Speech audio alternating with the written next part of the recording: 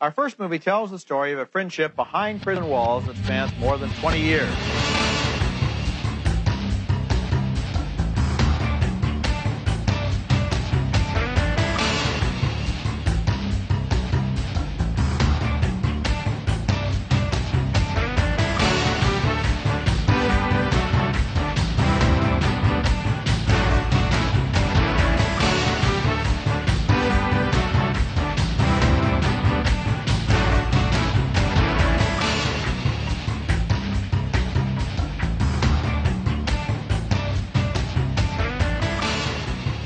Welcome to episode 28 of Middlebrowmadness, an exercise in podcast hubris. My name is Derek Ganai. My name is Isabel Arf. Derek, I want to ask you something. Mm-hmm. What do you think is the fastest growing money-making gig due to COVID-19? I'm going to say camming? So I'm going to... Am I right? This is my way of opening up... No, you're not right at all. Damn it. This is my way of opening up into the most evil thing we've read on this podcast. Oh, we don't trade much in evil. No, but this is a special kind of evil that I need to present to the world because... Do you? I think you'll... I do. I think you'll be entertained and horrified by it. Oh, goody. So tech is solving all of our problems, obviously. That's why sure. A gig economy company launches Uber, but for evicting people. Ooh, I don't know about this, Chief. This sounds bad. A company called Civil says evicting people is the fastest growing money-making gig due to COVID-19. Oh, CIVVL. VVL. It's even got 75% of the word evil in it. Yeah. Since COVID-19, many Americans fall behind in all aspects, reads the website copy. The button below the statement is not for a GoFundMe or a petition calling for rent relief. Instead, it is the following call to action from a company called Civil. Be hired as an eviction crew. During a time of great economic and general hardship, Civil aims to be essentially Uber but for evicting people. Seizing on a pandemic-driven nosedive in unemployment and a huge uptick in number of people who can't pay their rent, Civil aims to make it easy for landlords to hire process servers and eviction agents as gig workers. That is completely addled. That is one of that you have to agree. That is very possibly one of the most evil things you have heard in a very long time. I mean, it's definitely... There's a lot of competition, don't get me wrong. It's got to be like top 3 most just craven, heartless things I've heard in months. Easily. Oh, God. Holy shit. This is the website copy. Literally thousands of process servers are needed in the coming months due to courts being backed up in judgments that need to be served to defendants. Oh, man. It's a way of saying there's a lot of people that need to be evicted, and you got to go to some houses and tell them, hey, get the fuck out. I'm taking your shit. It takes a very specific kind of sociopath to take a look at the cultural landscape and be like, okay, so what's the supply here? Tenants that owe rent. What's the demand? People to get them the fuck out of their apartments. I wonder if this niche is not being catered to. Let me just fucking create an LLC in hate. I think that Helena Duncan, a Chicago-based paralegal who participates in housing activism, said it very well when she said, "It's fucked up that there will be struggling working-class people who will be drawn to gigs like furniture hauling and process serving for a company like Civil, evicting fellow working-class people from their homes so they themselves can make rent." Yeah. It is... That sounds about right. You ever seen the movie 31 by Rob Zombie? I have not. This is basically the movie 31, except instead of killing people, they're evicting them. Everyone should watch 31. It is one of my favorite movies about class conflict and interclass conflict and the ways in which different classes or the same class are set against each other, and the working class is not allowed to develop class consciousness. But this is I thought 31 incredible. was about the fun card game I played with my grandparents. Oh no, it's got Doomhead and Deathhead and Sexhead in it. Ooh, everyone's favorite things. Favorite people. Richard Brake gives an amazing performance in that. The power trio of the now.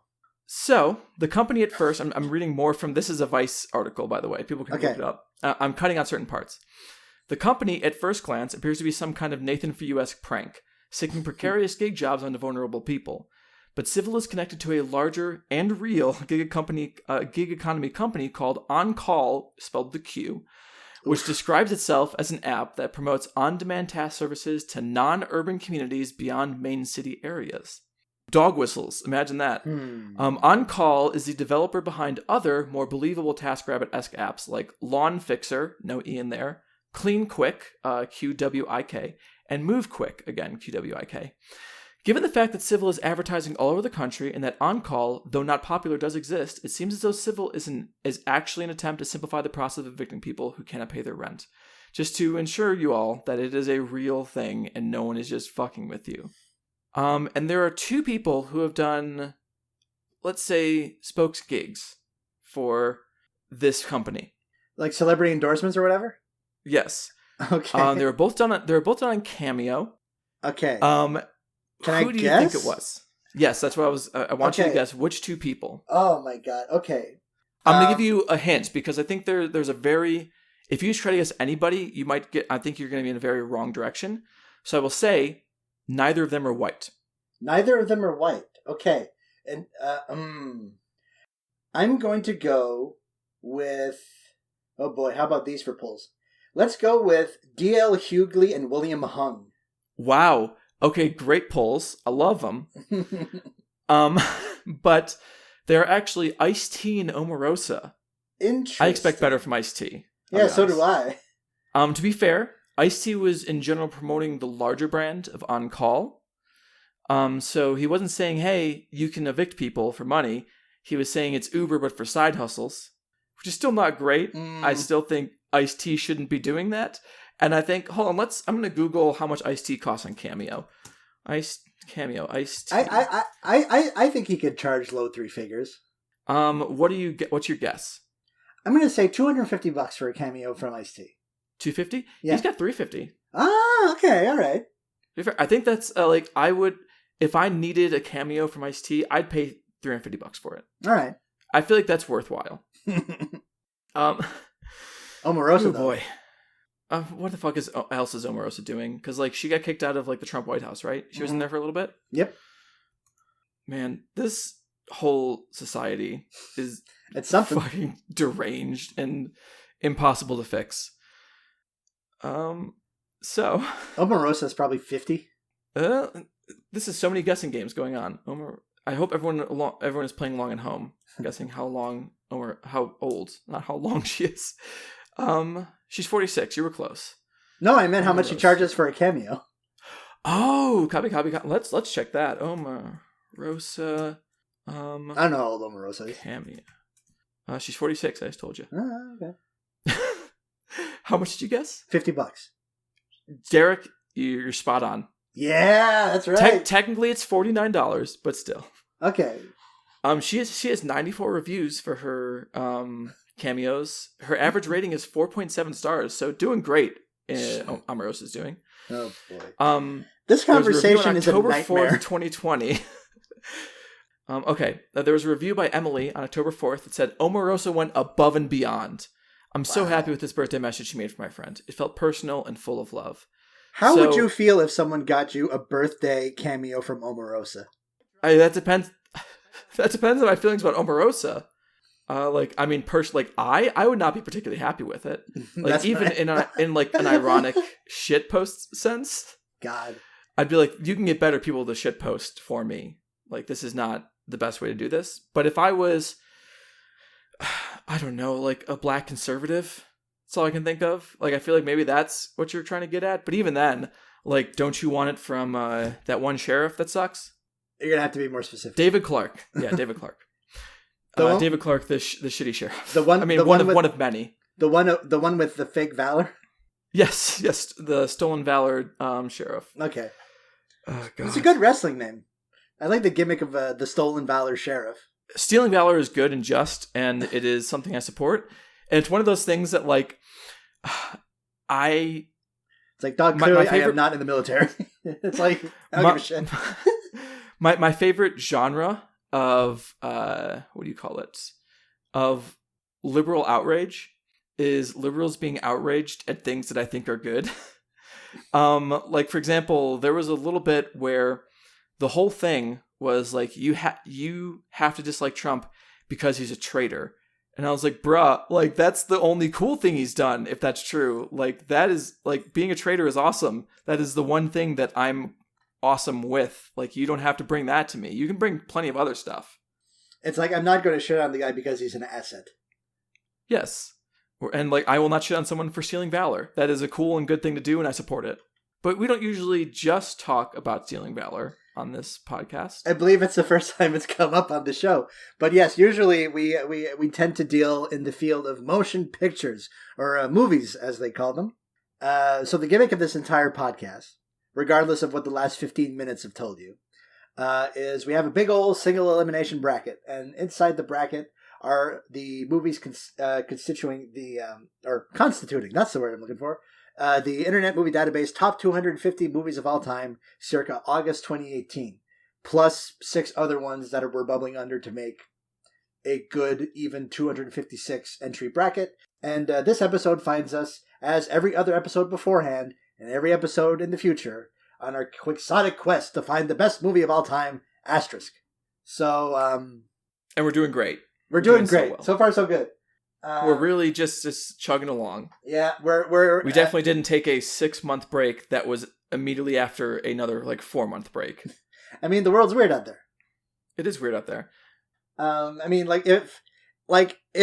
listen to a lot of podcasts where the host's job is just podcasting, so they're doing fine. Yes, they're doing great. But we both work for a living. Yeah. If you were an actual, not to say that podcasting is not a job that many proletariats do. There are plenty of people who do not make that much money podcasting, or people that make no money, like us. Yeah. But if you think we made money off of this, guess again. It is still a job that allows you to basically just sit in your house, which is great. I'm very happy for them. I wish I could do the same thing. But luckily, as we all know, as soon as Joe Biden, the great progressive hope, is elected, everything will go back to normal, and we never have to pay attention to politics again, according to Pete Buttigieg. Are we still talking about Mayor Pete? Unfortunately, because liberals are still trying to make him happen. Man, you gotta get on my internet where where the only people talking about Pete Buttigieg is people talking about how people are still talking about Pete Buttigieg. You forget that most of my time spent on the internet is just giving myself further brainworms. Yeah, we don't get the same internet. Yeah. God, I feel bad. What do you call it? Constantly. I feel bad constantly shitting on libs on this podcast because, my father listens to this podcast, and my father would call himself a liberal. I would argue that he's not actually, and he just that's a whole different thing that I would have to get into with him. But regardless, I'm pretty sure that that we and a lot of other people use this very simple word in very, very different ways. Yes. Especially and it's entirely context dependent. Yes. Here's a bad post I just posted the other day on Tumblr. Oh right, you're still on Tumblr. Oh yeah, I'm still on Tumblr. It's great.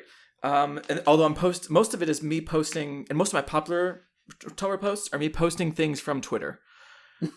Just checking in with people, being like, hey, just the rest of the world, they're not doing great either. This was a reply that this was in response to the news that Joe Biden is probably going to put John Kasich in a high-ranking position in his office. John Kasich is the guy that was Kerry's running mate? No. I don't believe that's correct. He was a former governor of Ohio. He ran for president in 2016. Okay, I think that's what it was. I think I just remember. I'm confusing him with Tim Kaine. I'm sorry. Yes. And he is a quote-unquote never Trump Republican, so therefore libs love him, even though he created one of the harshest abortion laws in any state in the union. Ohio's a weird state. Ohio's a weird fucking state. I don't want to get into all the shitty things. John Kasich, bad guy. Mostly because I'd have to actually Google things and remember exactly what I'm thinking of. Thinks Edward Snowden is a traitor, all that good business. He calls for a fucking balanced budget every fucking cuck. Yo, I got the solution.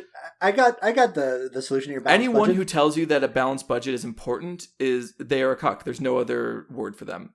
And you should not believe them because they're either lying like Republicans or they are completely hoodwinked into thinking that it is something that matters, like the fucking Democrats. Yo, invent money. Yeah, it's get the fucking mint on the horn. horn. It's not hard. And there's plenty of arguments, I'm sure. I mean, and I shouldn't say I'm sure, because I've heard them against doing that. And that may be true if you are, for example, Zimbabwe. Sure. Which had a terrible inflation problem, and certainly for them, it would have not been a good idea to just print more money, which it wasn't a good idea. That was borne out. But when you're the United States of America, you can kind of just do it, and it doesn't actually matter. Or, here's the other thing, you can just spend more money. No one's actually going to come collect your debt. No one cares. Because they know if they, like, try to freeze you out and try to, like, collect that debt, you just go, whoops, we can't pay it. I guess you don't get any money. It's the classic thing of, like, if you owe someone $100, that's your problem. If you owe them $1 million, that's their problem. Oh, what's this coming down the hallway? It's Mr. Sanctions. But yeah. So this tweet was in response to that. The country will be stronger if the cabinet is bipartisan, leaning left. I feel like 1/5 Republican, 2/5 Democratic moderates, and 2/5 Democratic progressives would be a strong balance. Why does anyone think this is the most deranged brainworms that being like that liberalism has given anybody? This idea that fucking bipartisanism is important and is like morally worthwhile by itself. I do not understand it. I think it just betrays a lack of imagination. I mean, I think it betrays the fact that you don't have an ideology and you don't actually care about things. Like, let's say you actually cared about, this is getting into politics podcast. I don't care. I'll cut this out or whatever. Or keep it in. Well, if you're a lib listening to this podcast, congratulations. I'm going to tell you why bipartisanism is dumb. Like, let's say you care about Medicare for all, which I do personally.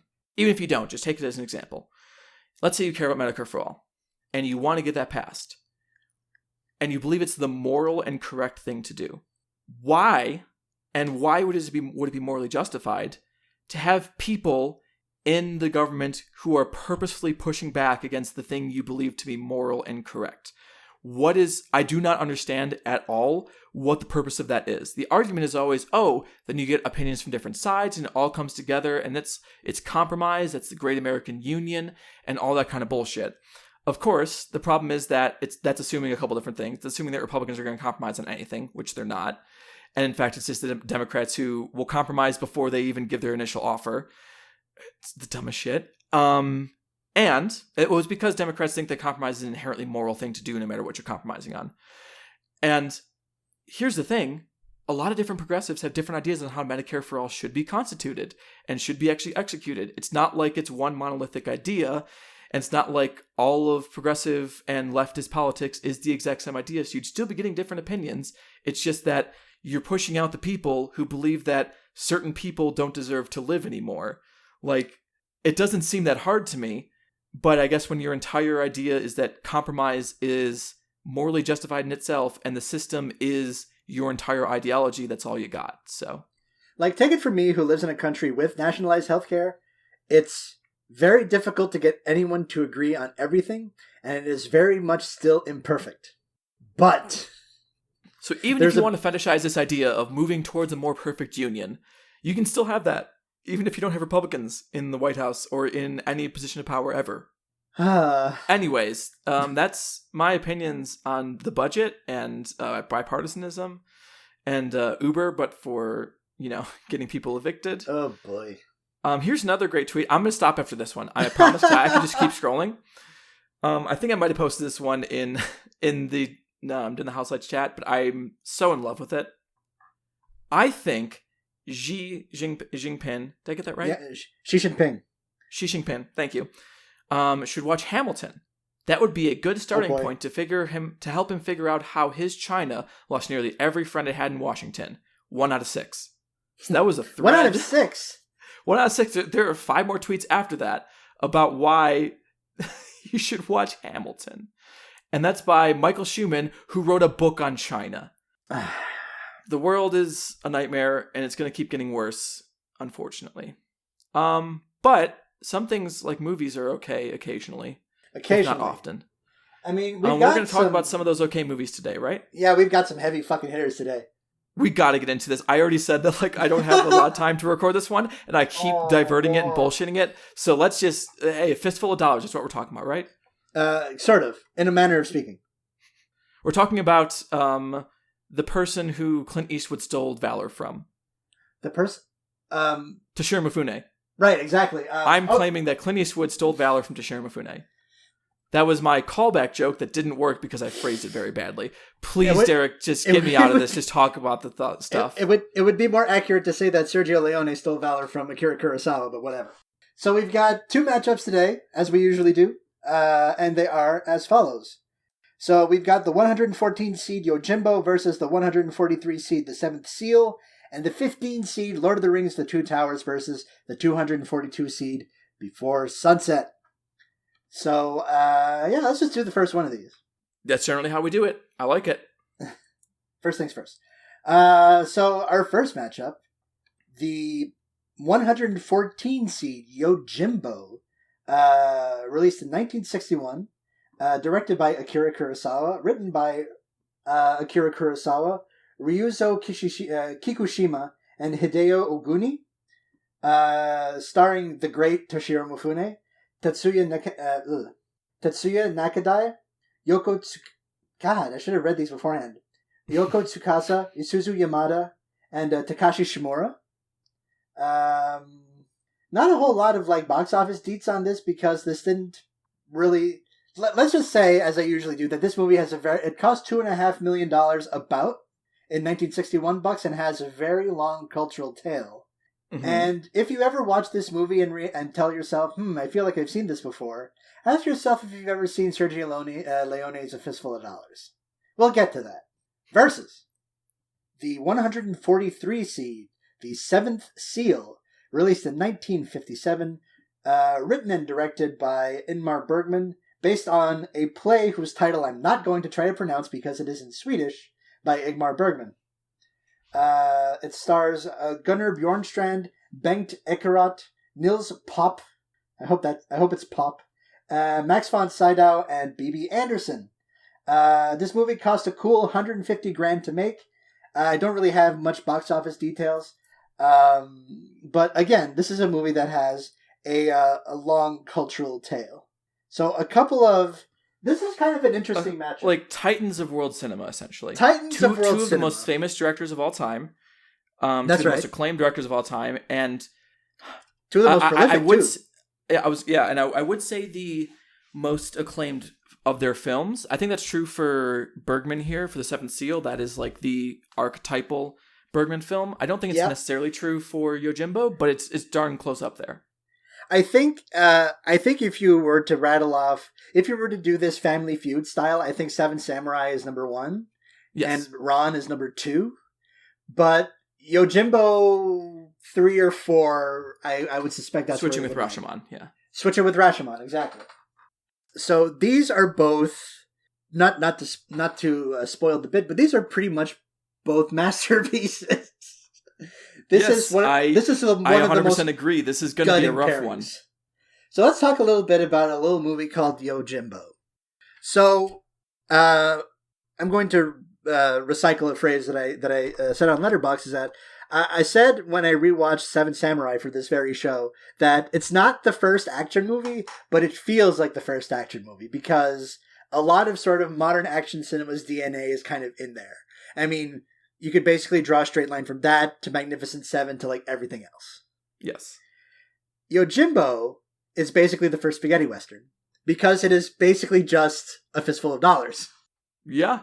Yes. There's nothing more to say to that. Sergio Leone fucking just nicked this whole fucking thing wholesale and transplanted it from sort of samurai era Japan, Ronin era Japan to. Remember when Pokemon did a Yojimbo riff? No, when was that? Oh gosh, it was in, I believe, the first anime series. I'm gonna Google this real quick, because I'm pretty sure I'm remembering correctly, but, I remember that it was between 2 different Pokemon gyms, I want to say. One of whom, their main dude was Scyther, and the other, I want to say the other one was Pinsir, because that would make sense, because they were counterparts in the games, but I also feel like I was frustrated by it as a child, so it probably wasn't Pinsir, but... Pokemon Yojimbo. There we go. Auto-completed, so I gotta be right. Here we go. So I'm gonna read the plot. Showdown at Dark City is what it's called. Dark City. Ash and his friends arrive in Dark City, which appears to be a ghost town, much to Brock's dismay. They are even more curious to see a parent herding their child off for fear of Pokemon trainers. They are hit by a rock from a nearby building. When Ash tells Pikachu to retaliate using Thunderbolt, they hit 3 kids on the rooftop. When they go to apologize them, however, they get the cold shoulder. At a restaurant while eating lunch. This is a ridiculously detailed plot synopsis. I'm trying to skip through it, but like, oh my god, this is 1, 2, 3, 4, 5, 6, 7 pretty long paragraphs about this. Not even 30 minutes of television, but yes, it looks Scyther and Electabuzz. That's what happens. Electabuzz is a gang war between Yas's gym and Kaz's gym, and it is resolved at a certain point eventually. And when Ash asks whether the 2 leaders have learned their lesson and resolved their differences, the 2 leaders finally agree to team up and deal with Ash. So it's a slightly different ending there. It's like if the 2 leaders in this movie were like, hey, fuck Yojimbo, let's just kill that guy. And then Rufus Sewell shows up and says, I didn't kill her. Yeah. But yes, that is something I remembered out of my childhood. Continue, please. All right. So Scyther is kind of the Shiromafune of like Pokemon when you think about it. I don't know. Oh, maybe. Speaking of Toshiro Mifune, he's the baddest ass motherfucker to ever live. Is there a more charismatic screen presence than Toshiro Mifune? I feel like we had this exact same discussion when we talked about the Seventh Seal because he Seventh Samurai. Thank you. We're going to talk about Seventh Seal in a second. Because he, even in that cast of incredibly outstanding actors, he so clearly sticks out as like, this is the guy. This is who we're centering around because he is drawing every part of this towards him in the best way possible. And in this movie, he is the central character, so that makes sense, but he's also so overpoweringly and overwhelmingly charismatic. The moment that I knew I was in love with this movie is there's a segment early on where one of the rival businessmen... Have we set up the plot? I forget. We haven't. Okay, so a nameless Ronin, who is... I'm going to call him Yojimbo, because that's the name of the movie. That is not his name. Bodyguard. Yes, he has no actual name in the thing. When he's asked he's the man with no name, you might say. Yes. When he's asked to give a name, doesn't he like say the win in the mulberry field or something like that? Yeah, something like that.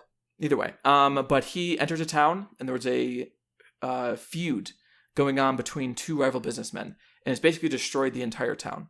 And he is going to play them off each other and try to get as much as he can out of that. And his own motivations are always a little bit mysterious. You're never sure whether he's just trying to get the money or whether he actually cares about making the situation better. Relatively early on, when he goes to see one of the businessmen, he gets an offer for like, hey, here's how much we'll pay you. And he's like, cool, sounds good. And then that businessman's wife walks into the room and is like, hey, can I talk to you and husband out in this other room for a second? And the husband's like, hey, if you want chill in here, I just gotta go talk to my wife. And of course, Yojimbo like secretly follows them and sits outside the door and listens in on the conversation. And this is also a brothel that he's in. That's the business. As he's walking around, all of the women in the brothel are following him more or less and are looking in on him from another room. And he sees them. They don't know how to deal with this guy. Yes. And he's listening in, and he hears that the plan is to kill him and take all the money that they just gave him back, so they don't actually have to pay him after they win this gang war. And Toshiro Mifune, like, basically rolls his eyes and sticks his tongue out and looks at the sex workers, basically like, these motherfuckers think they can do this. Ridiculous. And it is such a great moment that I absolutely adored. And that was kind of my way in to be like, okay, yeah, this movie is perfect. It is wonderful. I have no problems with it because I just get to follow around Toshiro Mifune for like 2 hours. Yeah, I mean, that was my in praise of him as an actor thing. I apologize if it was a little long-winded, but hey. No, I mean, that's there. He has a pull. He has kind of an intensity. And it's an intensity it's not like it's not only is it effortless, but it feels like it can come out of nowhere. Yes. It comes in bursts. And I don't see a ton of actors do that. I don't see a ton of actors even try to do that, mostly because there's not really an opportunity for it. And it's just a great action movie.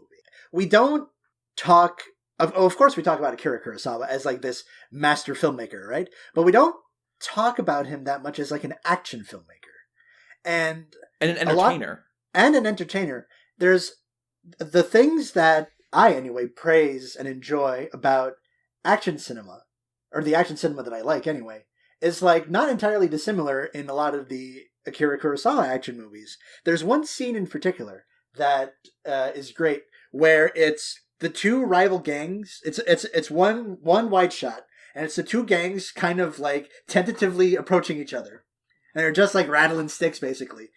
And if I'm not mistaken, Toshiro Mifune is on like a perch, just kind of watching this go down, and it's like he knows exactly where the camera needs to be, and it's great. It's hilarious and it's suspenseful, and I don't know. The greats make it look so easy, and I will say this, and this is like my fourth or fifth time watching this movie. What stood out this time for me was the set of the town and how well it was like used.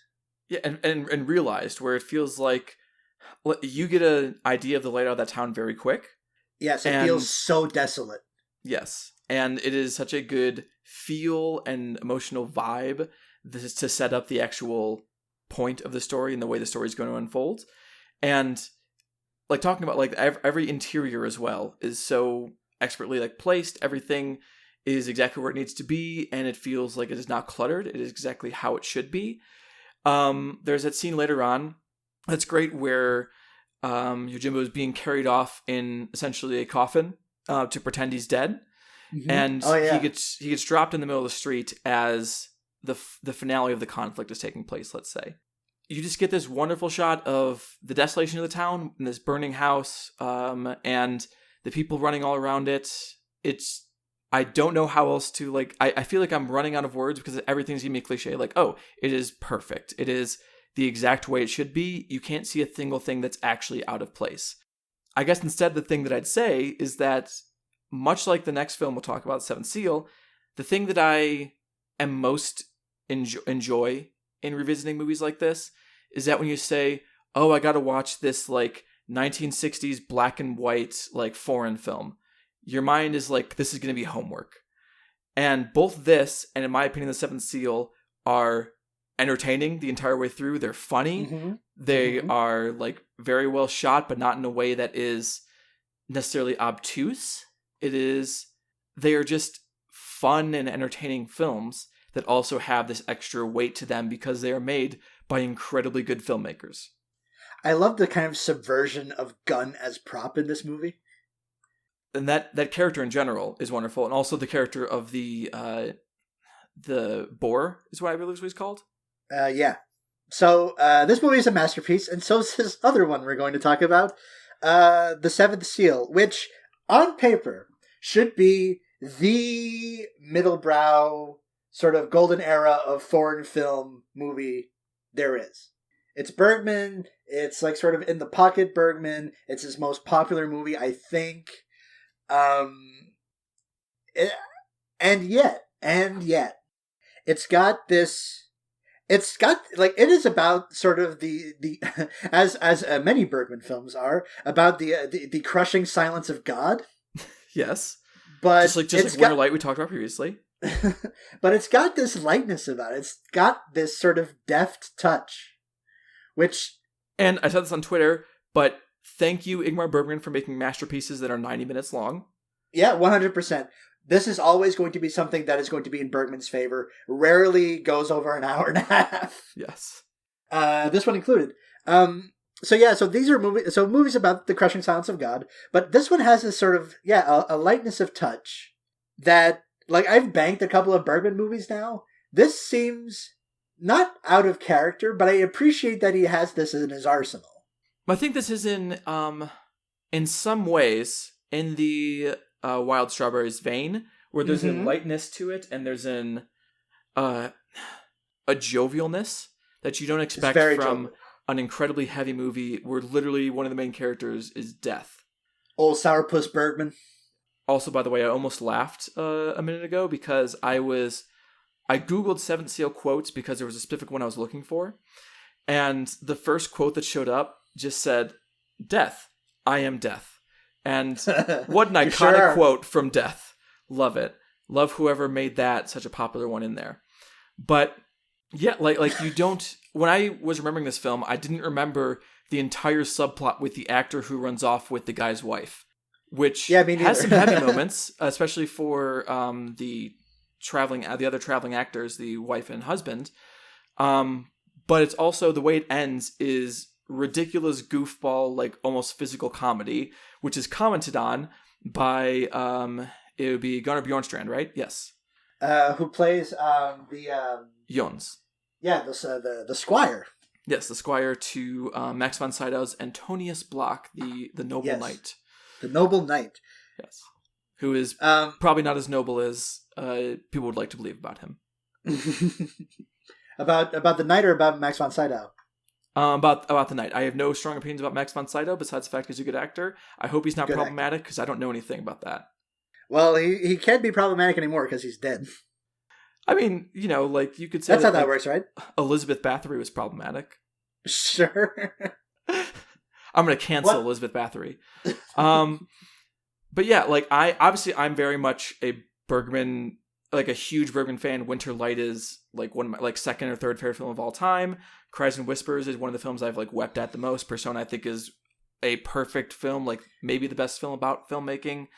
I think The Seventh Seal is incredible. I think Wild Strawberries is the worst one I've seen, and it's very, very, very good. So I want to get your view before I go off on my shit about this movie. On your shit? Okay. What's my view on this? The first time I saw this movie, was my first year of my BA. And I was like, well, I've made it this far in my journey into cinema without seeing The Seventh Seal, so I might as well fucking watch it. And I was like, then as now, I was struck by how fucking funny it was because, the baggage that Ingmar Bergman comes with is that he's like this sort of, a sourpuss. Pious sourpuss. And I mean, in some ways that's true, but I mean, this is like a very funny, like sort of darkly comic, but also just sometimes pratfally movie. I think that the strength of this film is just it has. Well, first of all, it's gorgeous. Mm-hmm. Second of all, it's short. Yes. And third, I think this has some of the best Bergman writing, just in terms of how 100%. I think this is one of the better Bergman scripts, and upon this rewatch. Obviously, the first time you watch, it's Max von Sydow and Gunnar, was it Bjornstrand? Yes. This time around, my wandering eye latched onto what's his name?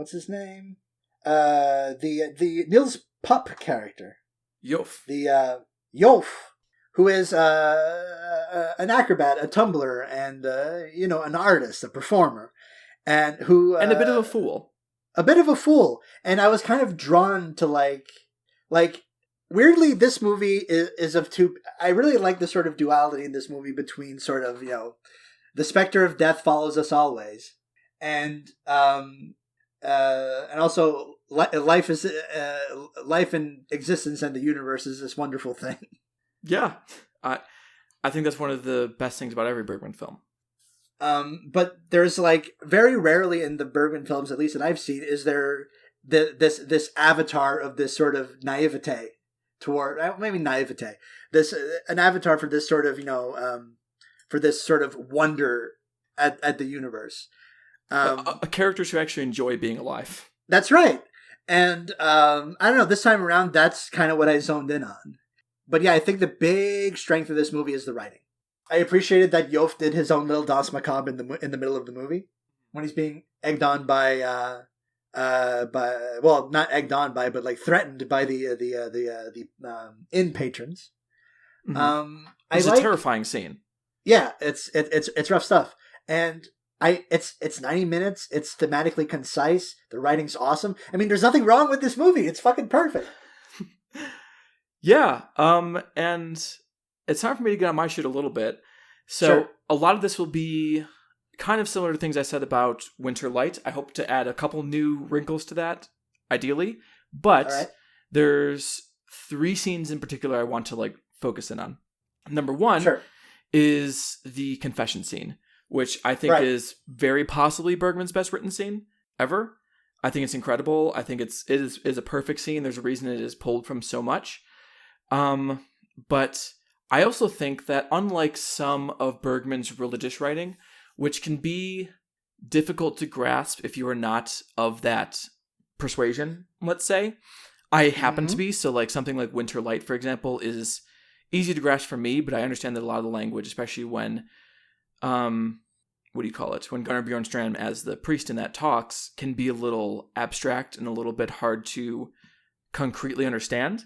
But I think one of the best, monologues that happens in the film, or happens in Bergman, is during that confessional scene, which is between Bloch and the priest that he doesn't know his death yet.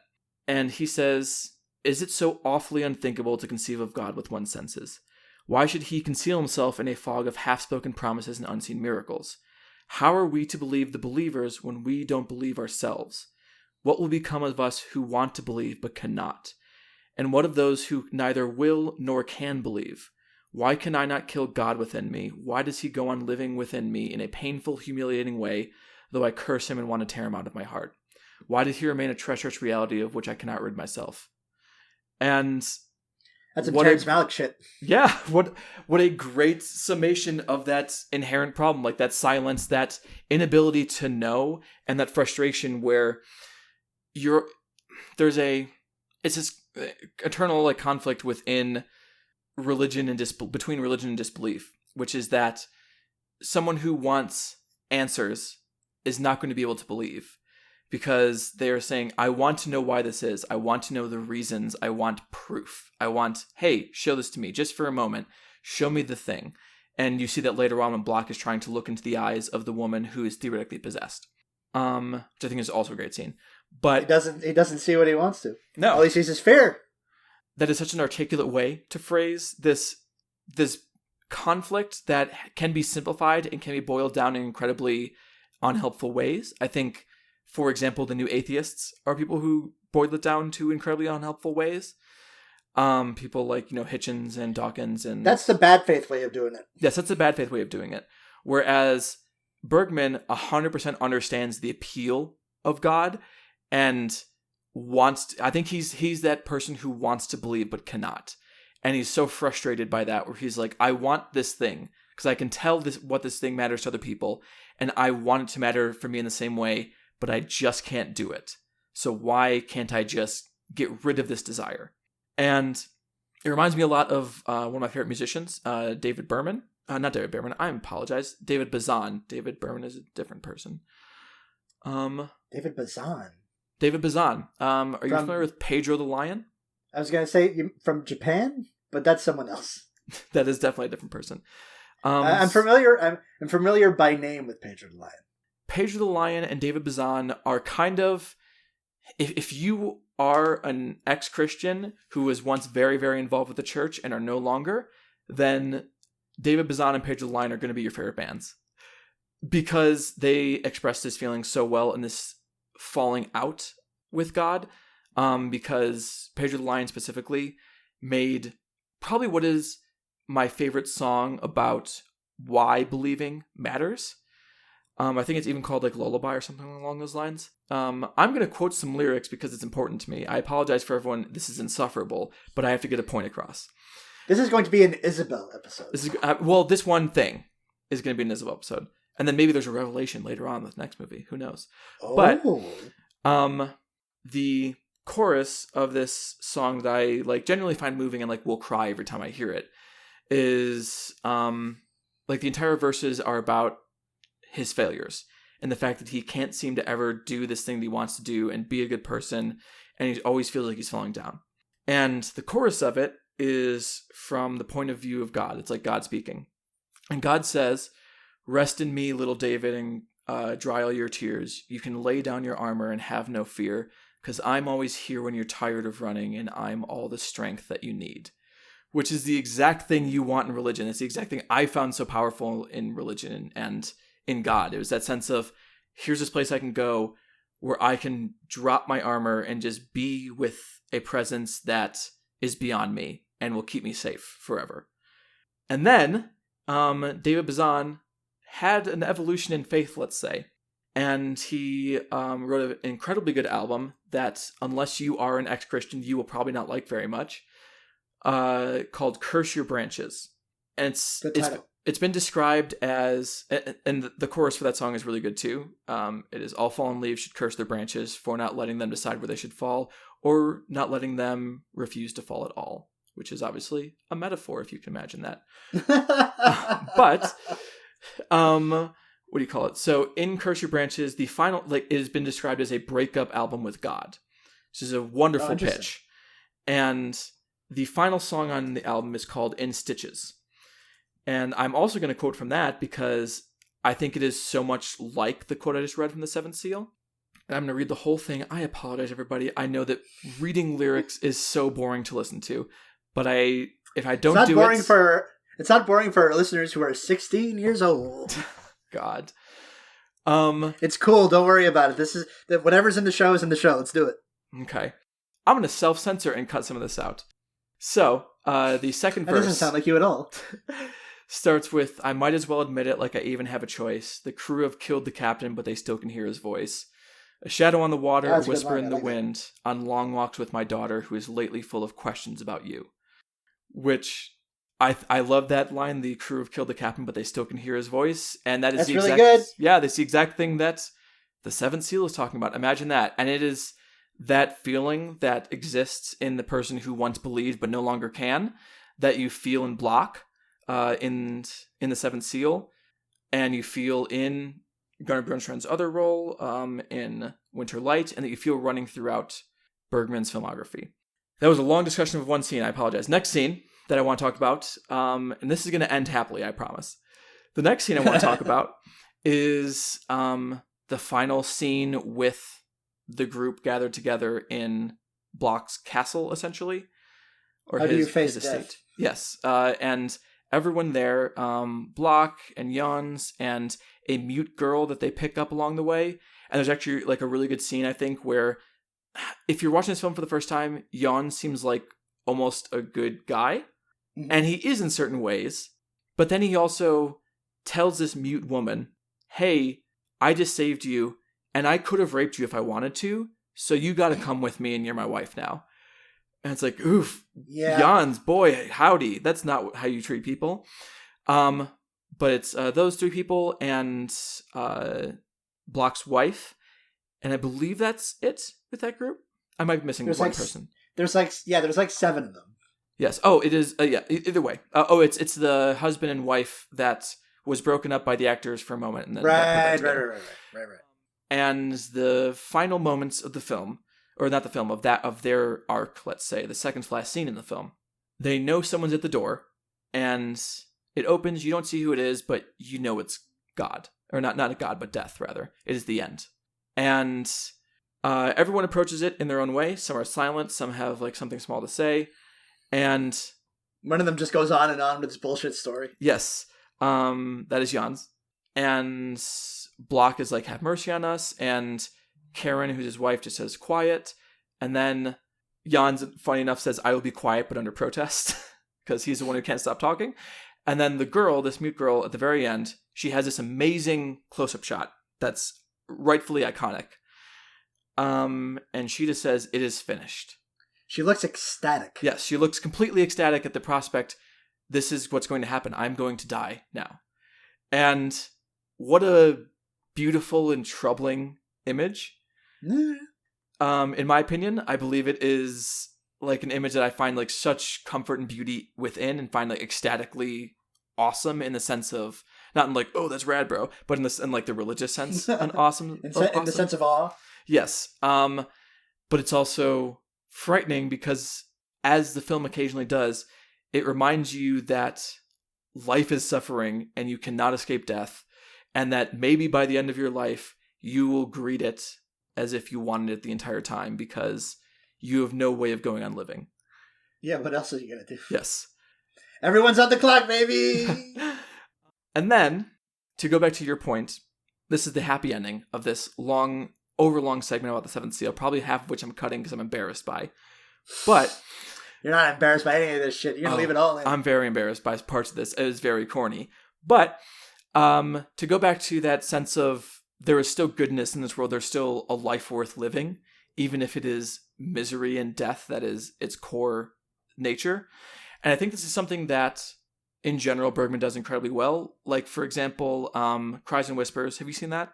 No, I have not. Copy. Cries and Whispers is maybe his most cutting and meanest film. There are some things that happen in that film. I'm not going to get into them, especially because some of them would require a content warning.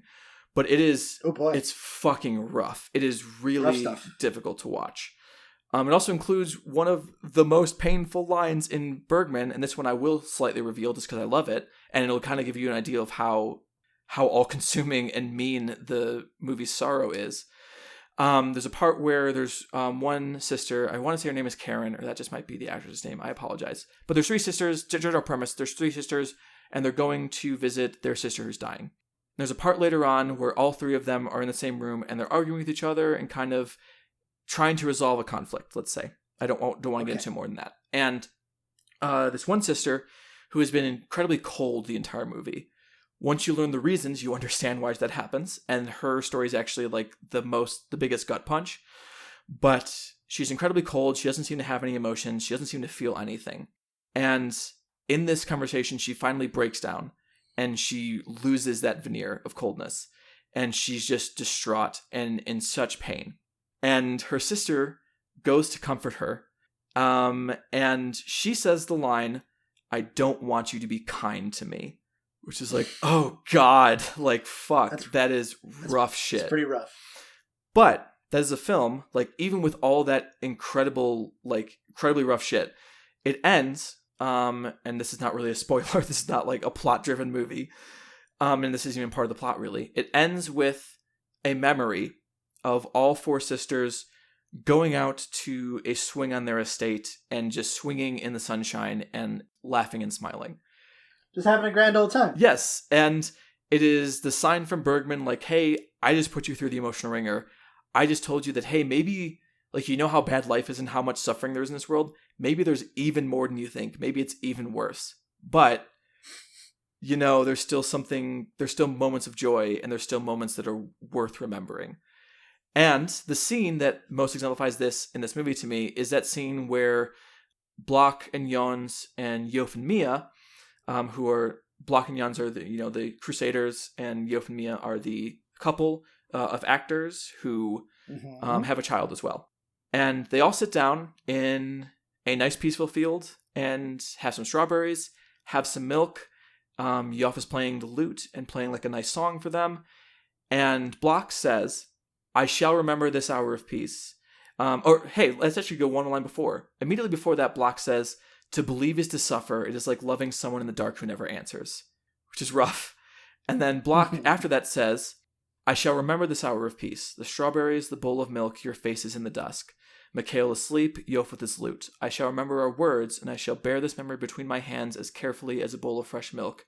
And this will be a sign and a great content." And that's good scene. That's it. That's the whole movie. Like in that. Like, hey, this is going to be real bad. But here's this moment that I can carry with me and maybe not have as much fear or maybe have some amount of content in my life. Anyways, which of these movies wins? I don't know. I still don't know. I just want to bring 2 points. A, I forgot that this is a perfect pandemic movie. Yeah, yes, because it takes place during the Black Death. That's right. Also, I was thinking of David Sylvian, not David Bazan. He has a really good ambient album. Yeah, and he also was the lead singer of Japan, which is why I thought of that. The country, not the band, not the country. As far as I know, Japan does not have one single singer for the whole country. But hey, that's right. So which one of these movies is better? I think my opinion is pretty clear. Unfortunately, I think you're leaning Seventh Seal. Yes. And it's because here's the argument I'll make, and this is not a fair argument. I'm going to admit that, and it's an argument I will completely contradict myself on later. Not in this episode, but definitely later in the podcast. where Yojimbo is basically a perfect spaghetti western and has an incredible lead performance and is with like the most charismatic guy that's ever lived, maybe. And no part of it I would want to excise. It is so deeply entertaining. However, the Seventh Seal, like Yojimbo isn't really about a theme. You could find things in there, sure, but that's not really the point of it. It's to be fun and to have fun. And those are not bad things. But the Seventh Seal is the second greatest expression of, Bergman's entire guiding philosophy, in my view. At least his philosophy towards God. And it is a movie of like such great spiritual depth and revelation and beauty and ecstasy and despair that I can't supersede entertainment over that.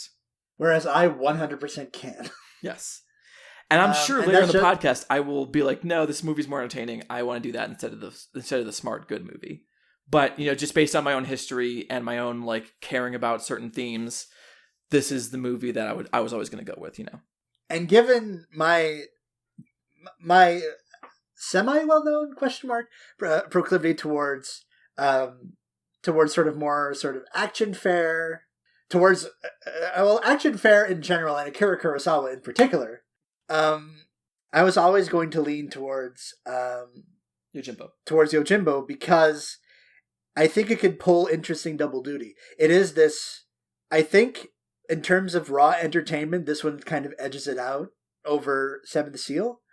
And, I mean, sure, it's not as thematically rich as the Seventh Seal, but I think it's like a really good calque for feudalism, capitalism, the community, gang warfare. There's a lot of shit in there. And I really like movies that are seemingly about little but talk about a lot.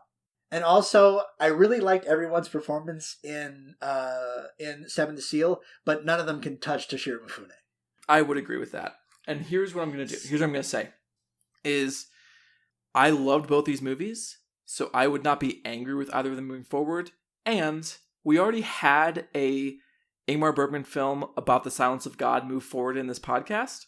So okay. I would rather represent Yojimbo than get a second one of those. Winter Light moved on, right? Yes, Winter Light moved on. Unfortunately, next time I face is Raging Bull. And if you disagree with Winter Light, it immediately loses. So... Oh, that's going to be a contentious episode. Stay tuned. I'm going to get so mad. I'm going to quit the podcast after that. No, I'll be a good person. I'll finish this out. But as way of ending, say, okay, Yojimbo moves forward, but I want to... Because this is like a stalemate. Yes. And I don't know if you want to use one of our vetoes on this, because I love both these movies. So it feels so kind of you're willing silly. to concede... you're willing to concede Seventh Seal because Winter Light already moved on. Yes, it is a contextual concession. I'll take it, I mean, I think this movie is a masterpiece and deserves to go on, I mean, the same is true for Seventh Seal, but because both these, not only are they're both sort of rightfully iconic, and it's like, yeah, either one of these could have won, but I'm glad that mine won, okay. if only because you kind of stepped aside. Yeah. And as a so way congratulations, Yojimbo. Yes. Congratulations, Seventh Seal, and as way as closing this out, I would like to, or closing this segment out, I would like to say one last little bit of dialogue from the Seventh Seal that I love. Sure. Which is very early on, Block Squire, which is Jons, goes to ask directions from a guy, and when he looks, he like puts his hand on his shoulder and tries to like turn him, he realizes he's dead. There's just like empty eye sockets. Oh, and it's a good shock moment. Yes. And he goes back to Block, and Block says, "Did he show you the way?" And Jan says, "Not exactly." And Block says, well, what did he say?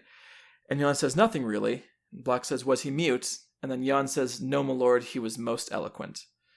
Which is a good show of the dark humor in the Seventh Seal. And it's very fun. Gunnar Bjornstrand should have been a comedian. He's very funny, in my opinion. But we have some other movies to talk about. We've got two other movies, and I only have a half hour before I have to actually end this podcast, and we've already talked for. So over we're going to have to. So We're gonna have to keep this. We're gonna have to keep this bright and tight. Yes. So our next matchup, the 15 seed, the 15th greatest film ever made, according to the IMDb Intelligentsia or whatever. The Lord of the Rings: The Two Towers, released in 2002, directed by Peter Jackson, written by Peter Jackson, Fran Walsh, Philippa Boyens, and Stephen Sinclair, based on The Two Towers by J.R.R. Tolkien.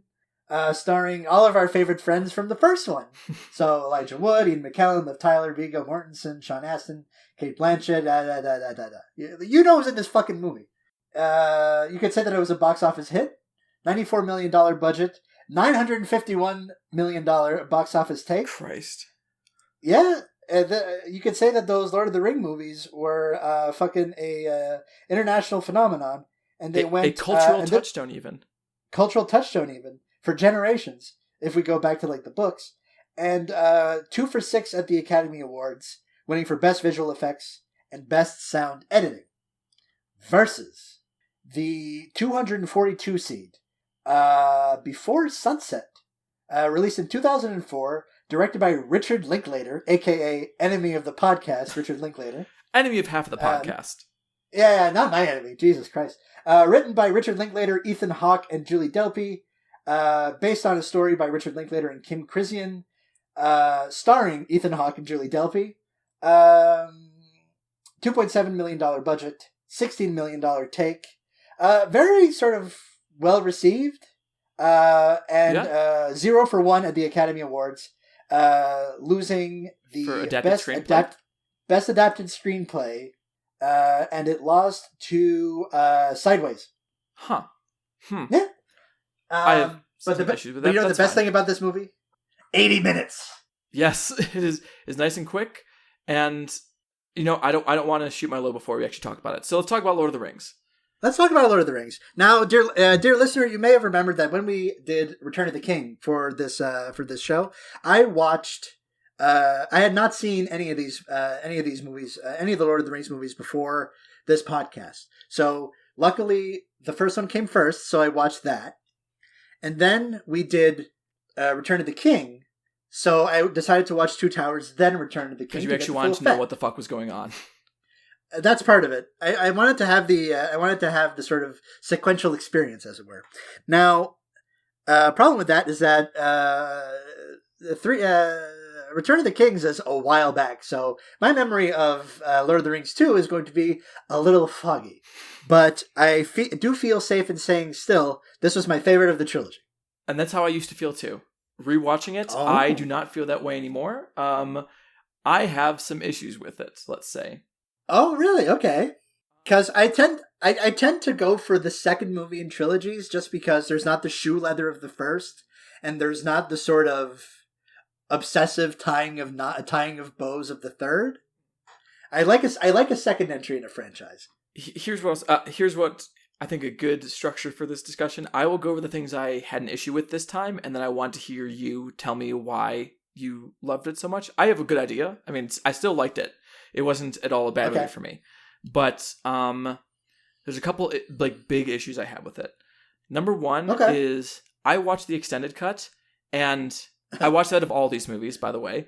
The extended cut of this is 4 hours, and it is the one that groans the most under the weight of the extended cut, which isn't exactly the fault of the movie, but, you know, it's the fault of the version I watched, and it's the version I've always watched, so it's not even really that much of a difference to me. I mean, besides the time I saw it in theaters, it's different, obviously, but, like, in general, my canonical version is the extended cut, so. But it's the one that sags most under that, especially, I love parts of the Battle at Helm's Deep.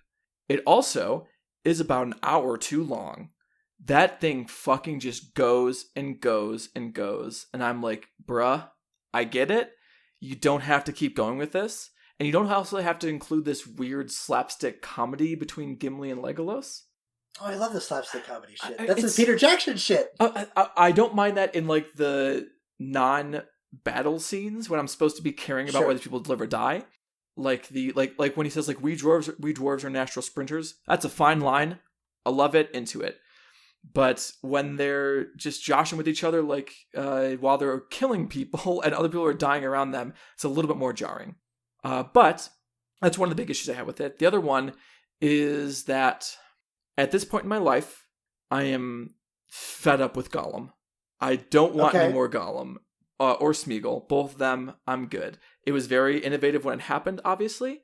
Although now that time has gone on and other movies have happened, I would actually say that Andy Serkis wasn't as good of a mocap performer as he is now. When you look at something like the Planet of the Apes movies, in which I think he is genuinely like an incredible actor. Like, I think, here's my really weird opinion, is that I think that he should have been nominated for Best Actor for War of the Planet of the Apes. You're not the first person I've heard say that. The other one is Ross Burks, right?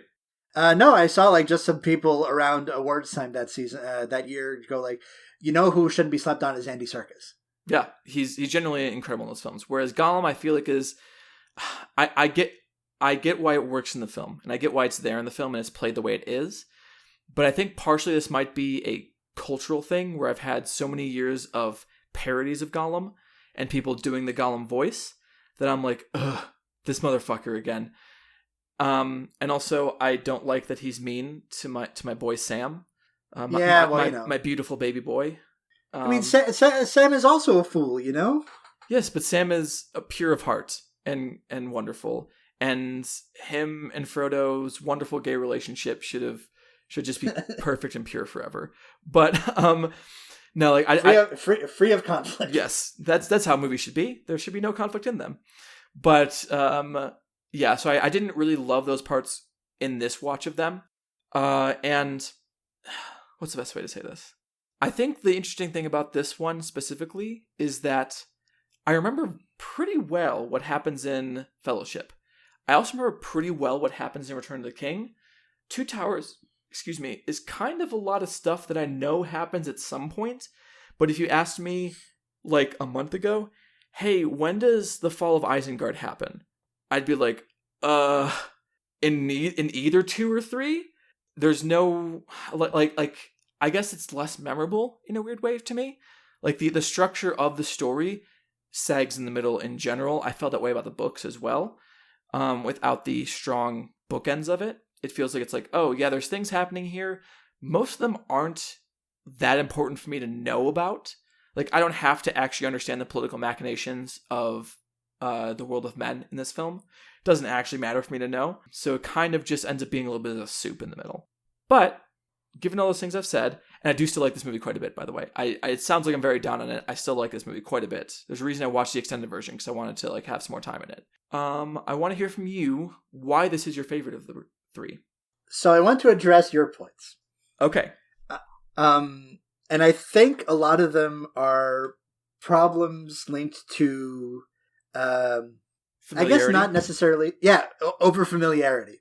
I have seen Lord of the Rings 2 Towers one time. So when these movies were new in the early 2000s, I had no stake in them. They completely passed me by. And I don't know what you're plugged into, but I'm not plugged into stuff culturally where I get a lot of Gollum voices. Life. It just happens. I don't hang out with a bunch of fucking nerds. Oh, okay. Sure you don't, Derek. When you go to the Magic the Gathering store, there's no nerds there. Yeah, no nerds. I hear zero Gollum voices. Just cool chads. Just cool people. Cool people who fuck a lot. I felt, anyway. Real quick, side note. I felt like such a chad the other night because, how so? So I was hanging out with a person, and that's part of it. That's hanging out with a person is what chads do. Sure. But like, I basically spent the whole night making potato soup with them, and then making out and doing other adult things with them, and then I want to be delicate. And I check Twitter at midnight, and everyone's talking about shit I have no clue what they're fucking talking about. It's some video game shit. Apparently I found out the next day that AOC had streamed some video games, whatever. If she wants to do that, fine. But everyone was making like all these jokes about this stream. I had no context for any of them. I had no clue what was going on. And I was like, you fucking nerds, go get laid. Nerd shit.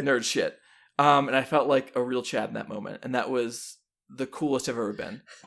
So when you say you were doing potatoes. So what do you say you were doing some adult shit? Were you like balancing checkbooks and drinking wine? Yeah, balancing checkbooks. Really watching. God, what's an adult movie? I can't think of any right now. Unfaithful with Richard Gere. That's a great example, Derek. I really like the example quite a bit. It's like either that or like Stepmom, featuring Julia Roberts. Stepmom featuring Julia Roberts is definitely a movie for adults. Yeah, White Oleander with Michelle Pfeiffer. Oh hell yeah! Ordinary People. That's yeah, it's perfect. Which is a great film, by the way. We're just naming a bunch of different kind of middlebrow movies. That's so we were engaging in of that. But yes, you were talking about being a Chad and not hanging around nerds. Yes, overexposure. So the Gollum problem I did not have. I still think Andy Serkis's performance is good. It's very interesting, and it's one of those things where like mocap. I don't watch a ton of movies with mocap, and it's still this thing of like, oh, that's a person, but like digitized. So that's still kind of novel to me. I feel like you probably watch more movies with mocap than you think about. Probably, but it's still like Gollum specifically is like, no, this is a performance by a person. Maybe it's because it's Andy Serkis, aka the greatest mocap actor of all time. Certainly. So that's one thing. No Benedict Cumberbatch. Sure is. I never saw those fucking movies. I'm never going to, so it doesn't actually matter to me. I'm still sad I didn't see those in 48 FPS, but the Desolation of Smaug. I want more people to experiment with high FPS, is my opinion. I think we might have literally talked about this last time we recorded, but I really want to see Billy Flynn's long halftime walk in the actual intended FPS changes. I think that'd be really cool. I'm about to take a fucking long halftime walk out of this podcast. I'm not. That was a joke. Great stuff. Love it. I have only watched the theatrical versions of these films, so they don't really sag to me. I mean, they sag in the way that 2.5 hour long fantasy films sag, but that's not unique to Two Towers. To be fair, I think weirdly enough, the extended editions work better when you watch all three of them in a row, whereas I feel the theatrical versions work better if you're just watching one of them. Because if you're watching all three of them in a row, it's like, okay, I'm sitting down to watch this epic, I'm cool with the diversions, I'm cool with all the stuff that doesn't actually matter, but I still want to see. I am doing this for the experience of watching all these together, and in that case, the length and the extra detail and the extra world building makes it feel more complete. Whereas if you're just sitting down and watch one of these guys, it's, like I said, it sags a little bit. It's a lot like this is going to be a reference no one knows about, if you watch The 10th Kingdom and you only watched the first little bit where John Larroquette gets like the magical thing, and you watch the middle part where John Larroquette. Then you watch the middle part where there's a wolf and he's horny. Then you watch the end part where I think Dame Judi Dench plays Snow White's mother, and it's really sad and dramatic, and there's implications of child abuse. It's really weird. If you watch all the three of those separately, I feel like they'd be weaker pieces than if you put them all together into the saga of the 10th Kingdom, which is a reference that no one besides me and my mom cares about. But hey, I don't know what the fuck that is. The 10th Kingdom is it was a miniseries. I believe aired on ABS or CBC. That's ABS. I meant ABC and CBS, and it was actually NBC. Okay. So I was wrong in all the ways I could be. But it's about the 10th Kingdom is Manhattan or New York City, and the whole idea is that some magical people accidentally get out into New York City, and they bring back some New Yorkers with them to the magical world. And that sounds a hell of a lot like another show on ABC that has princesses and shit in it. Yes, but this came way before it. This was in 2000, the end, 2000. And 2000, the end. Yes, 2000. And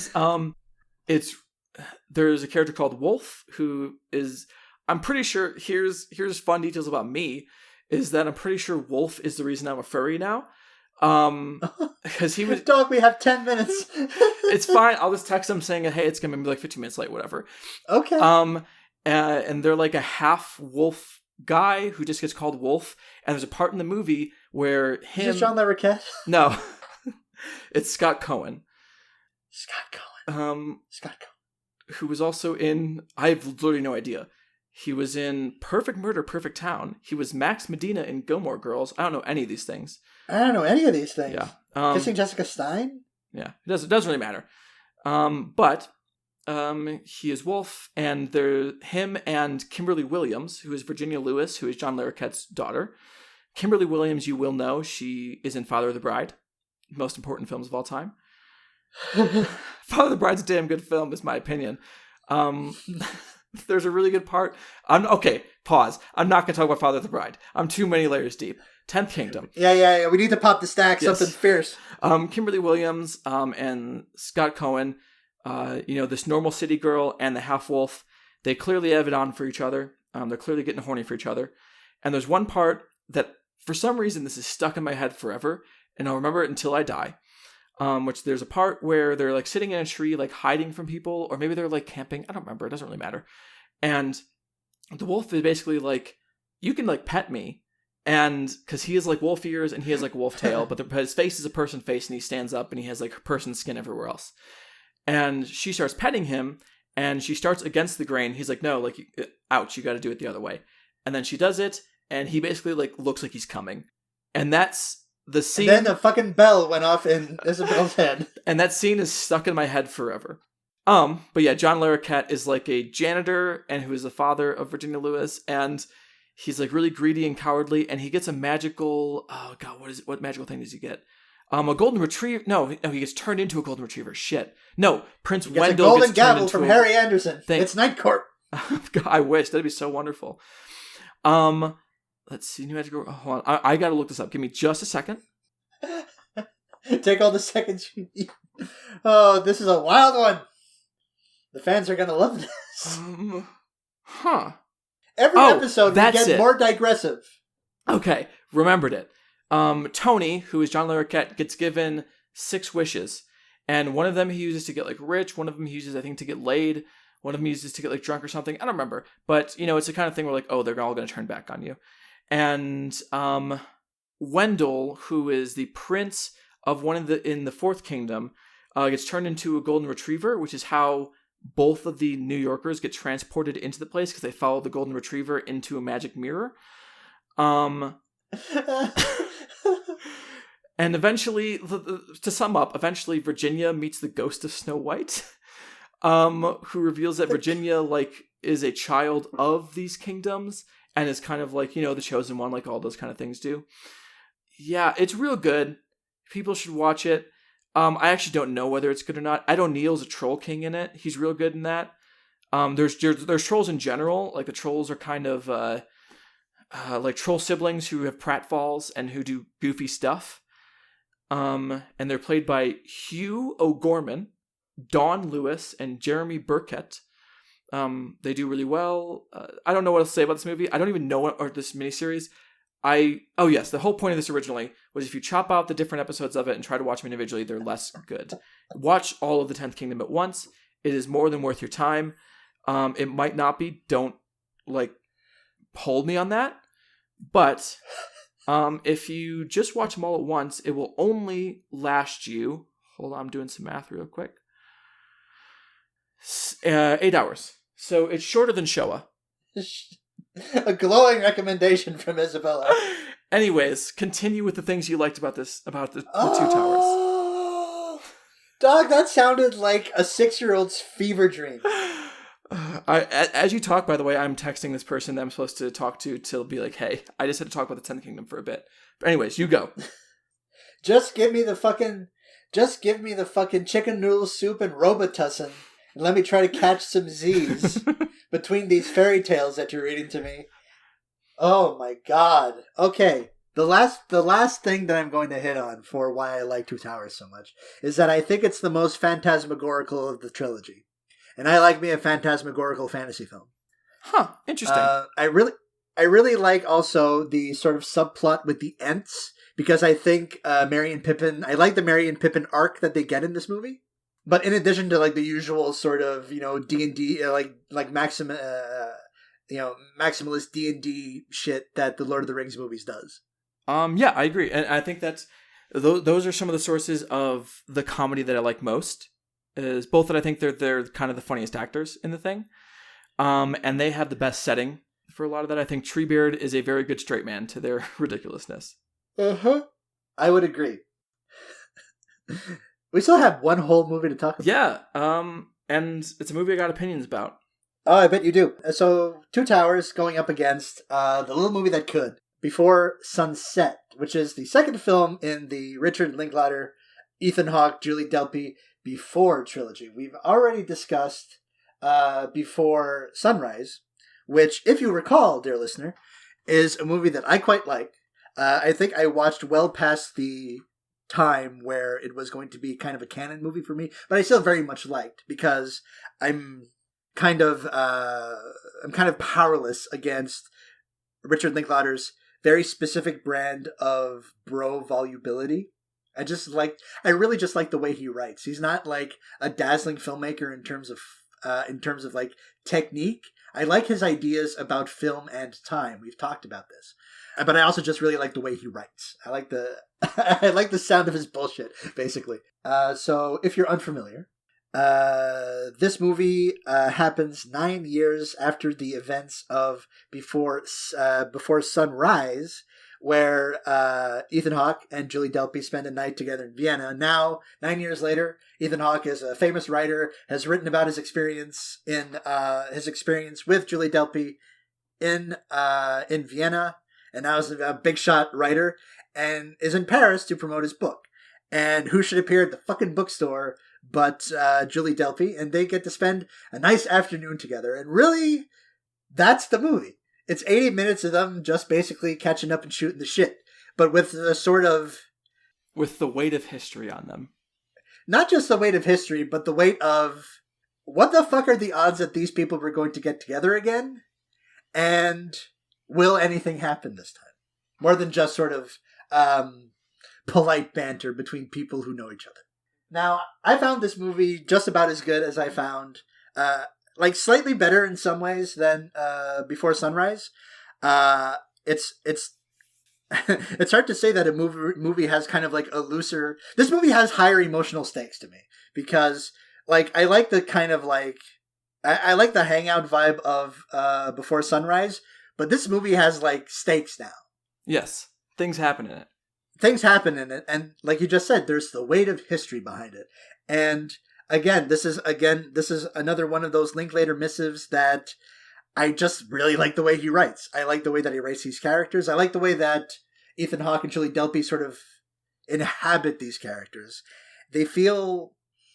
It's easy for them to feel lived in because 9 years is the amount of time that passed more or less between the two movies. I mean, it's an easy trick. It requires a kind of dedication.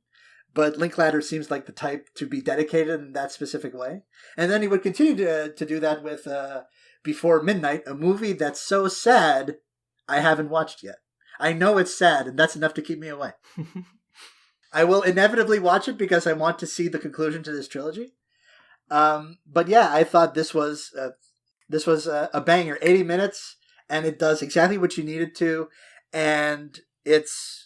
I don't know, it's a wonderful movie of sort of collected moments, a lot in the same way that I thought Before Sunrise was. But you put it perfectly, Isabel, with the weight of history, with the weight of what happens when something clearly needs to happen, but everything gets in the way for it not to. Yeah, I think that's a good way to put it.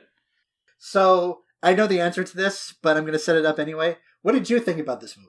So for those who aren't aware, I fucking hate Richard Linklater. A hater. I'm a total hater. I think that Dazed and Confused is terrible. I think Everybody Wants Some was the worst movie that came out that year. I think that Waking Life is insufferable. That Slacker is also insufferable. Awesome movie. The only one I kind of is School of Rock, and that's mostly because it doesn't really feel like a Linklater movie. It's more just hey, here's Jack Black doing some wacky stuff. Cool. Love it. It's one of the most jovial films I've ever seen. Sure, why not, I guess. And I almost forgot to say, Boyhood is fucking terrible. Awesome movie. What a shit Best movie film. of the year. That is a film that it was shut up for 12 years, or whatever it took. Yeah. And that is such a bullshit gimmick, and it doesn't work, and it's a complete failure of a movie. So, I mean, this is clearly the precedent for this gimmick. Yeah, and that's okay. Here's the problem: the gimmick. We're not going to talk about Boyhood. We're not going to. Okay, you're right. Pause me. You're pausing me on that. I'm not actually going to get into why I hate everything about Boyhood. And that was all to say that Before Sunset might be my favorite movie I saw this year. Yeah, it's so we got her, folks. Fucking good. It is like it's really good. Like when I first watched it, I was like, "Wow, I liked that. I liked a Richard Linklater film." And then like I just kept thinking about it and thinking about it over and over to the point where it's so charming. To the point where I was telling the plot of this movie to people who I met or who I was hanging out with. Like funny enough, the person who I was hanging out with the other night, I basically described the entire plot of Before Sunset to her when we hung out after that. And she actually got kind of teary-eyed about it. She was like, "Oh my gosh, that sounds like amazing." And this is coming from someone who thought Before Sunrise was no great shakes. It was, I think the way I described it was I was like, I get finally why people like Richard Linklater. I didn't, at least I didn't love it, but I was like, this is fine. There's nothing explicitly wrong. This will get you there. And Before Sunset now has way boosted that movie in my mind in the past. And just the more I think about Before Sunset, the more it keeps raising in my estimation. I'm so excited to watch Before Midnight. Like, I literally... You're going to love that fucking movie. I'm going to fucking adore that movie. And I went from a month ago thinking that Richard Linklater was maybe the worst, like, popularly acclaimed director I knew about. Insanity. Fucking terrible. And then, all of a sudden... Like, yesterday, I unfortunately couldn't because of budgeting restrictions, but when the Criterion had their half-off sale, my immediate thought was, I have to get the Before trilogy. Like, I have to. That's the thing I have to get next. And it's because, a couple different reasons. Number one is that I think the fact that, for me, we won't get into why this is different in Boyhood, because that would be a whole different podcast, but between Before Sunrise and Before Sunset, that gap in time, that physical gap in time that actually happened is so rich and adds so much to what the film does and what the film's trying to do. The fact that you can, and usually I wouldn't be a fan in a movie like this of flashbacks, where it's like, hey, do you remember the first movie? I'm like, yeah, I remember the fucking first movie. That's usually what I would think. But the reason I like them in this is it's like, hey, remember how these people used to look younger? Literally, you can see that time has passed. You can see that they're older people now. Yeah, this was a decade ago. Yeah. And I think that's great. And such a good use of that, of like actually good use of flashbacks to really remind you, oh shit, yeah, like literal time has passed. It's not just a movie that says, oh, this happened 10 years ago. It's a movie that shows you it happened 10 years ago because it literally did. So that's wonderful.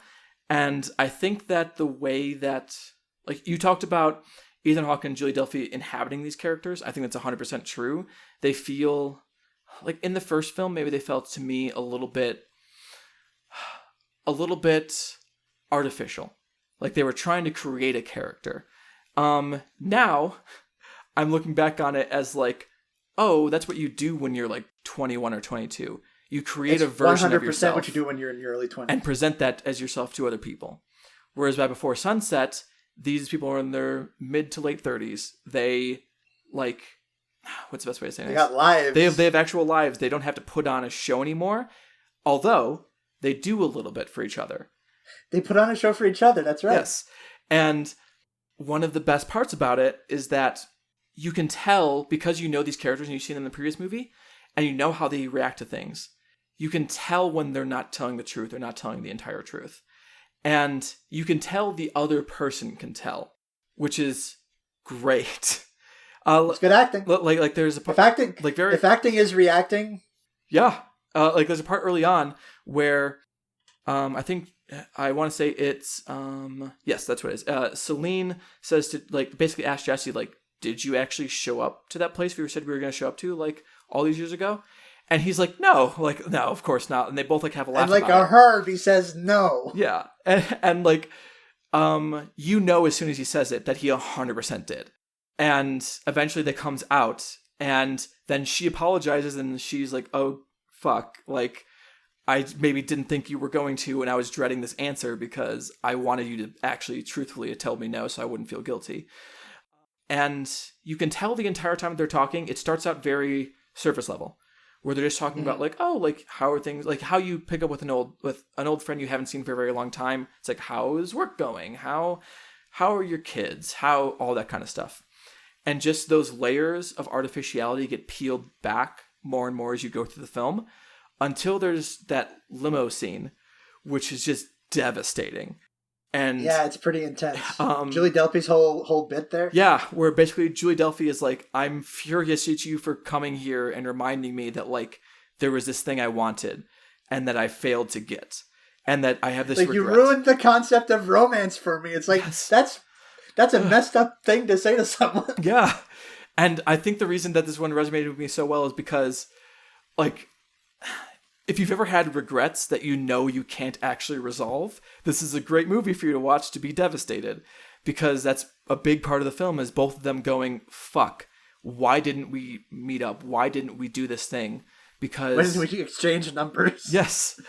And he talks, like Ethan Hawke's character, Jesse, talks about the fact that he has a wife now, and they had a kid together, but it feels like he did that because it was obligatory. And now he basically, like, I think the way he describes it, this is going to be slightly paraphrasing, but he's like, it's like I run a daycare with someone I knew in high school, which is like, holy shit, man. Like, yeah, that's rough. Yeah. It's like, and the second you say that, the second he says that, it's like the charade that is my life is just there. Yeah. It's just like all the facade just melts, and it's like, what the fuck am I doing? Yeah. And there's that wonderful early part where she says she doesn't remember them having sex, which he says happens in the book. And she's like, oh, like that happened in your book, but it didn't actually happen in real life. And he's like, of course it did. Don't you remember it? And clearly she's trying to not acknowledge certain things. And then eventually she finally comes out and says, of course I remember it. Of course I remember like every single part of this. I don't want to fucking talk about this. I don't want these memories to come up anymore. It's like, this is not what I expected to happen when I fucking woke up today. Yeah. And then it has maybe my favorite ending scene I've seen. I don't want to say that as like a definitive, because there's so many great ending scenes in cinema. But boy howdy, this is like up there, like for me. Because for people who haven't seen the film, they walk around Vienna for a little bit. Or Paris? They walk around Paris, yes, because it was Vienna for the past film.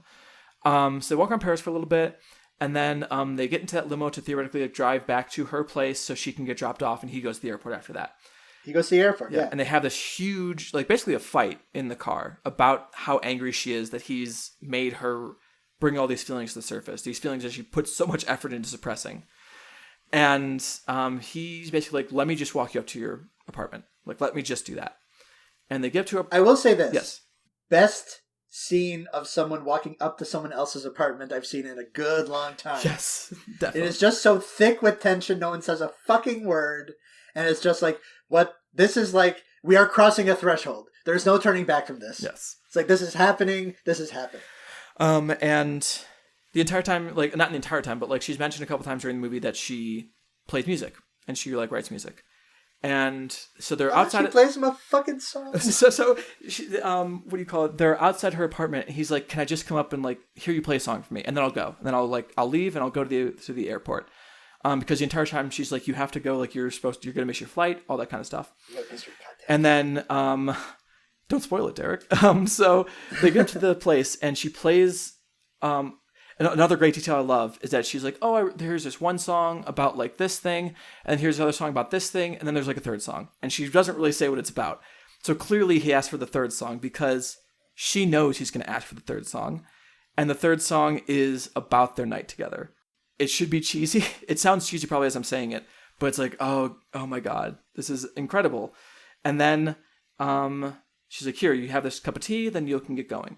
And as he's having the cup of tea, and you can tell they're constantly postponing it because they don't want to actually leave each other. And he's having the cup of tea, and he puts on a Nina Simone record.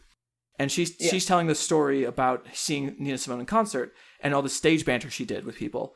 And the final two lines of the film, like she's imitating Nina Simone, and she says, "Baby, you're gonna miss your flight." And then he just looks at her and says, "I know." I know. And it's like, oh my God. It was so good. perfect. Oh God. I fucking adore this movie, Derek. It's really good. I adore it so much that it's going to the next fucking round if I have my druthers. I agree. There we go. Richard Linklater, welcome to round 2. Me. You finally got me. David Fincher couldn't do it, but you did, buddy. I would have never expected that, going into this.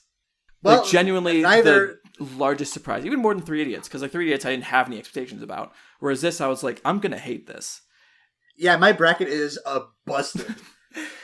I think both of ours are. Yeah.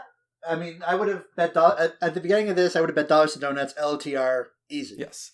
But, this is the fun of the podcast. This is like the surprises. Yes. I'm very glad I was forced to watch Before Sunset, because I never would have watched it on my own. And it turns out, Turns out. Holy shit. So yeah. What do we do with this podcast at the end of it? Well, first of all, let me congratulate our winners. Yojimbo and Before Sunset. You're going to meet each other in the next round. That sucks. God. The second round of this is going to be a fucking nightmare. Oh, geez. You think the second round is going to be bad? Wait till we get to the fourth. So, next time, sports fans, we are going to be doing 2 entirely new matchups, which are going to be To Kill a Mockingbird versus Gran Torino, and Psycho versus La La Land. Racist movie versus racist movie, and a good movie versus a movie I probably will not like. What if La La Land ends up being another one that I love? What if that happens, Derek? I would be surprised. La La Land's okay. That's my take on it. Okay. Not to step on next week's episode, but I think people should stop casting Ryan Gosling as a romantic lead and cast him more as a fucking goofball. Yes, he's a great comedian. He's a great comic actor. The other guys. That sounds like a slight. One movie. Yeah, the other guys. Great, literally, he's great in wonderful version of that kind of movie. Yeah, it's an awesome movie. It's got a Shane Black script and everything. Yeah, I'm actually googling Ryan Gosling because I know there's another one I'm thinking of that I really always think of. Is oh shit, he's actually really really funny in that. Amazing. Unfortunately, not First Man, which was awful. Fucking. I hear people go to bat for that movie. Yeah, they're insane. They can eat my dick. The Big Short, I think he's really really funny in that. I didn't see that. Oh, you should watch The Big Short. I'm actually surprised it's not on this list. It's a very middlebrow movie that occasionally makes a good point. And actually, here's the thing they want you to say for the poster that I hate saying. It taught me more about the 2008 financial crisis. I know what tranches are because of that movie, which is shameful. I bet it's a lot of actors I like saying shit that sounds good when said in a movie. Yeah, I think that's very true. It's a good little flick. But Only God Forgives is also a good flick that should be rehabilitated, in my opinion. The movie's all right. Movie's great. Second best movie by what's his face? Old fuckface Refn. Yeah, Nicholas Windings Refn. Yes, Nicholas Times New Roman. Who I used to adore, and with one movie, he tanked all my respect for him. Neon Demon? Yes, I think Neon Demon is maybe the worst film of the past decade. Worse than Boyhood? Yes, worse than Boyhood. Even worse than Everybody Wants Some, which is even worse than Boyhood. That's ludicrous. Anyway, we're not talking about this. Maybe I'm sorry, I didn't say the title correctly. Everybody Wants Some? There's no question marks in that. There's no question marks in that title. Oh, I thought it was Interrobangs. No, they're just exclamation points. It's after the Van Halen song. It's a shitty movie anyways. Doesn't actually matter. We're all going to die It's awesome. someday. Don't listen to her. It's great. Now, Bronson, Valhalla Rising, those are movies. Only God Those Forgives. are both awesome movies. Those are both awesome movies. Do you ever think about Kirsten Scott Thomas in Only God Forgives?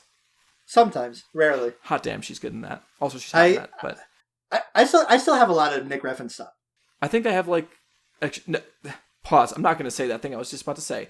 That would be not appropriate for the podcast. Continue with the thing we were originally talking about. Can you say it in confidence and just edit it out? I was going to say I have a thing for mean MILFs. Ice cold mean MILFs. That's not even top 10 worst things you've said on this show. Fine, then I'll keep it in. Why not? That dude's not the most prolific actor. Ryan Gosling? Yeah. The dude takes chances. The guy has a pretty sturdy, if unexceptional, filmography. You know? I mean, he's been in a lot of films the past couple of years. 2011, he was in 3 different movies. 2010, he was in 3 different movies. 2012 was just one. That was a decade ago. Then 23 was in 3 different movies. 2016 was in 2. 2017 was in 2. Hasn't worked since then, apparently, though. But But also, here's my... I'm not going to say much about this because we're already... Oh my God, I was supposed to stop this. But The Believer is a film that needs more props than it actually gets. I think it's genuinely like one of the best films of the 2000s. Also, one of my favorite examinations of spirituality in general and Judaism in specific. That is incredibly complicated and has no easy answers for any of those things. And the ending of that as well is incredibly good. It's also an incredibly daring and ballsy film. Like, it's a film... I feel okay like praising these things because it was directed by a Jewish person. But there's a part in it where Ryan Gosling, for those who don't know, it's about Ryan Gosling. He is a neo-Nazi, but he's also Jewish secretly. And there's a part in it where, long story short, there's a moment and a scene where he does a combination of giving the Nazi Hail Hitler salute and reciting passages from the Torah. Which is interesting. It's really something. And like that sounds really exploitative when I say it like that. I think it's set up incredibly intelligently, incredibly like as respectfully as that can be, and it's asking a legitimate question. But either way, do we directed by the writer of Basic Instinct 2? Fuck. When you put it like that, it doesn't sound too good, does it? I mean, but he's also this is Mr. Henry Bean we're talking about. He's also written other shit. Like he wrote the Lawrence Fishburne movie Deep Cover, directed by Bill Gunn. Oh yeah, hooray! Deep Cover. He also wrote Internal Affairs and Venus Rising. What a hero! I mean, I'm sure he's doing pretty well for himself. Yeah, I'm sure he's fine. And he made exactly one film that I will go to bat for as an incredible piece of work. Are we doing the thing where we say other stuff now? Yes. Okay, so all right, if you want to get in touch with us and give us your vegan recipes or Bollywood recommendations or British opinions on the Picts or any other the other shit that we asked for in the tell past. us if these are going too long. Like, I genuinely want to know because the last couple ones have been pretty darn long, which is my fault. I'll be honest. I'm the one who keeps putting us off into these tangents. But also... middlebrowmadness@gmail.com. To be fair, it makes the podcast more interesting for us to do, I think, instead of just talking about the movies. I feel like it's an adventure every time. Yeah, it's a little more zany. And I feel like, hey, that's what people are here for. I would guess that's true. If you want to get in touch with us specifically, you could reach us on Twitter. I'm at Derek_G. Isabel is at Space Jam Fan. We are both on Letterboxd at those same handles. Follow all the other podcasts on the Noise Space podcast network. I don't know if I have anything else to plug. I don't think I do. That's fine. I feel like that's enough. I feel like okay. My whole body is just dying. You're telling me. Okay, fucking say your name so we can end this. Isabel Arf. And I'm Derek Guide. Have movies, be jolly. Have movies, be jolly. Good night, everyone. Oh boy. Well, you just say good night, motherfucker. Oh yeah. Good night.